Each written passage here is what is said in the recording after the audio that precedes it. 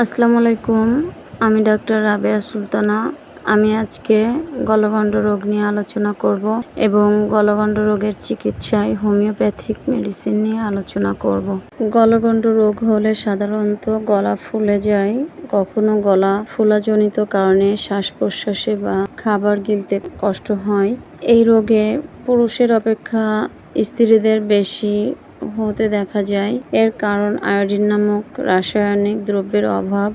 এই রোগ অধিক হয়। গলগণ্ড রোগের চিকিৎসায় প্রথমে যে মেডিসিনটির কথা বলবো সেটি হলো আয়োডিয়াম। আয়োডিয়ামের রোগীর বেদনাবিহীন শক্ত গলগণ্ড রোগে রোগী অত্যন্ত গরমে কাতর, ঠান্ডা সে ভালোবাসে, ঠান্ডায় ভালো থাকে, ক্ষুধা অত্যন্ত, খায় বেশি কিন্তু দিন দিন শরীর শুকিয়ে যায়। এই ধাতুর রোগীদের গলগণ্ড রোগে অব্যর্থ একটি ওষুধ আয়োডিয়াম। আয়োডিয়াম শক্তি 200, প্রত্যাহ 1 মাত্রা।